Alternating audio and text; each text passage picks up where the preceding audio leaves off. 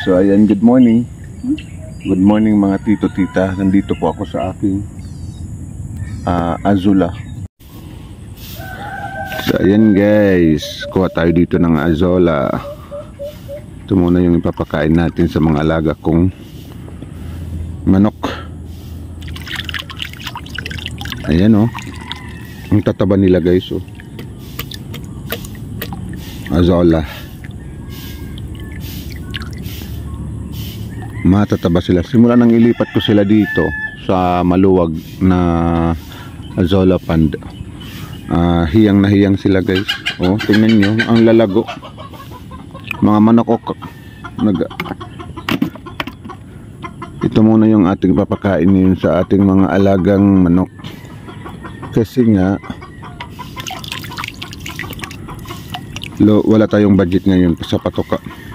Kaya nga ako nagtanim nito, kasi pag wala tayong or wala akong pambiling patoka, ito yung pinapalit ko pagpakain sa mga manok.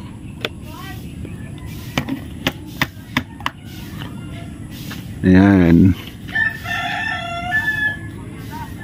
at least yung ating alternatibong pakain is masustansya.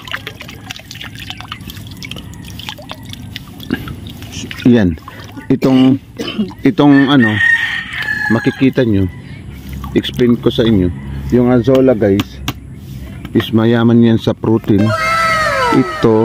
Itong mga ganito yan, ito asan na, mga ganyan. Ito yung parang crown. Ito yung Azula. Tapos yung makikita nyo dito, usos kay ubo ng ubo si Mananida. Ano nangyayari sa'yo? Nag-i-explain tayo sa kanila. Ubo ka ng ubo. Tapos dito, ito makikita nyo dito, ito yung duckweeds. Duckweeds ang tawag dyan. Yung duckweeds guys, ito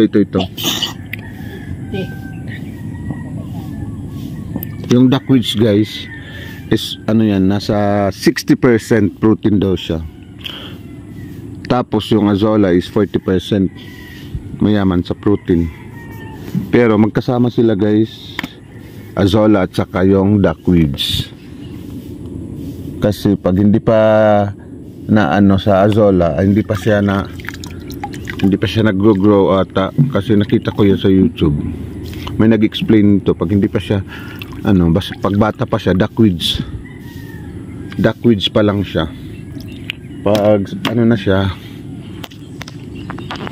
lumaki na siya, naging Azula na siya guys. Ito ayan ganyan lang yung pag-harvest. Alam nyo, kahapon ng umaga nag-harvest ako, kahapon ng hapon nag-harvest ako. So ngayong umaga naman nag-harvest tayo. So libre na tayo sa patoka ng manok. Ayan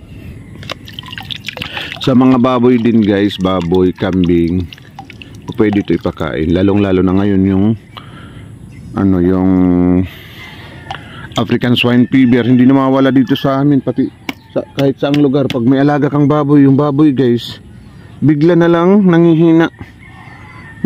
Parang yung epidemya yan sa kanila, or sakit na kumakalat sa mga baboy, sa mga may mga alagang baboy, nalulugi guys. Kasi nga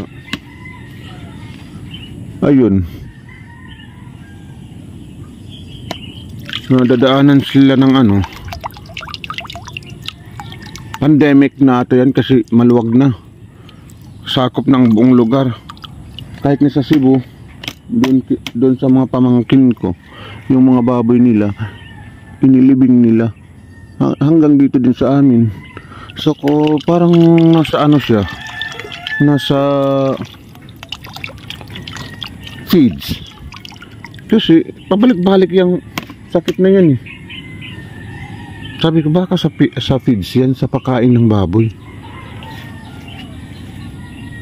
Ayan, mapapansin nyo dito, mapapansin nyo dito guys, yung ano, yung nagnipis ba siya, numinipis dia doon sa ano, sa gitna makapal pa siya, doon sa ano manipis din kasi kinuhanan ko yan doon kahapon. Dito naman tayo sa part na dito naman tayo kumuha.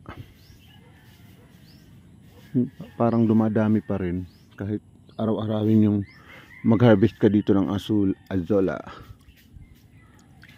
Ayan.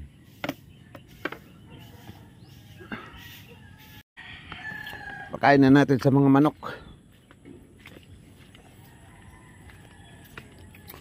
Kasi para merong ano, yung sustansya yung pagkain nila ngayon, hindi yung puro lang sapal. Pinakain nata to ng aping ng sapal lang kasi. Guys, kung wala tayong pambili ng ano, ng patuka, kasi nga yung purpose ko na nagtanim ako ng azolla kasi sa tuwing mawawalan tayo ng pambili ng patuka nila, ito yung papakain natin.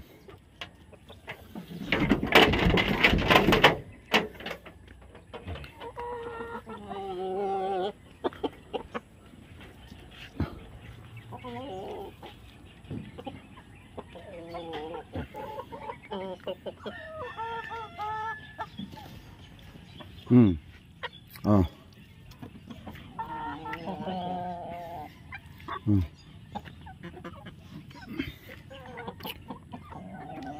Ito, ba't dito ka sa akin tumutuka?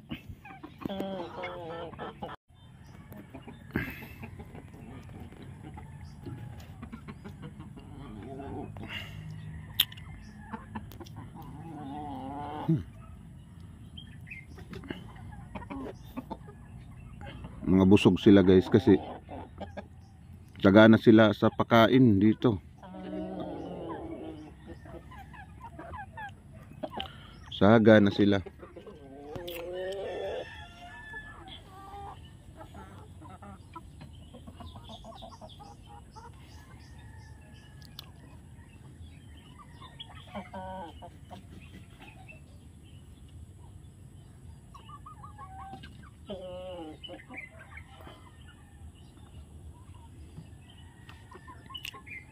Mangingitlog na to ngayong buwan kasi yung mga babae sinasampahan na ng mga lalaki guys.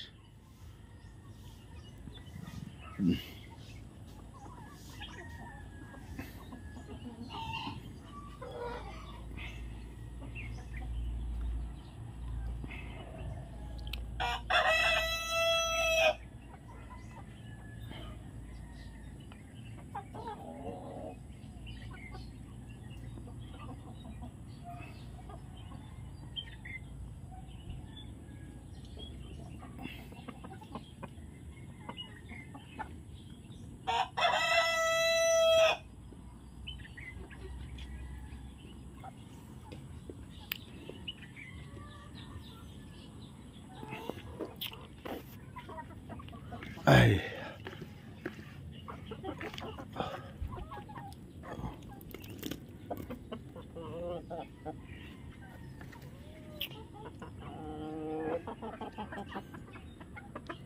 Babalik-balikan lang nila yan. Kasi sa ngayon mga ano sila guys, mga mga busog. Ito pa yung kanin dito.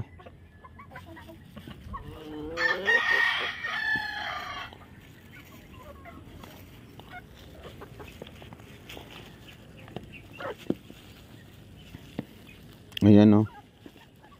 Aga-agawan sila ng kanin.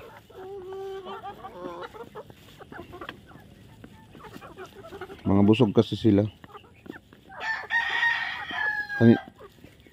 Ilang beses silang pinapakain. Kumakain kasi sila kahit ano.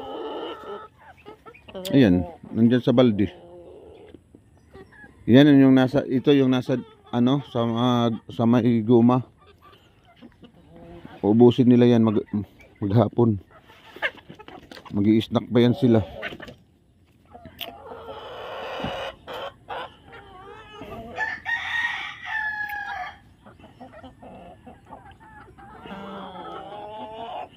Yung Azolla guys, ngayong buwan ko lang silang pinakain kasi ngayon buwan pa lang ako nakapag-harvest ng mga Azolla. Yan, dapat masanay sila kumain din yan. Kumakain naman sila. Pagbabalik ko mamaya, yung mga nilagay kong Azolla, nauubos nila. Legit talaga na kumakain sila. Tingnan nyo. Tingnan nyo. Lalong lalo na pag wala kang may pakain sa kanila. Ngayon kasi bagong pakain pa lang sila ni Aping.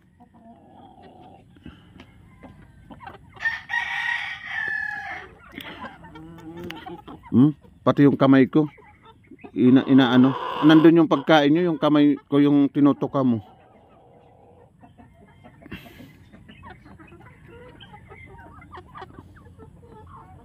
Mangitlog na kayo ha. Ikaw, ngingitlog ka na.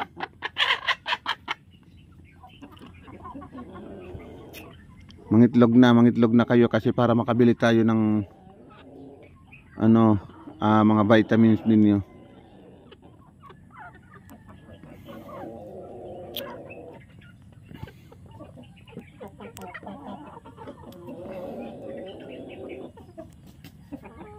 Ayan.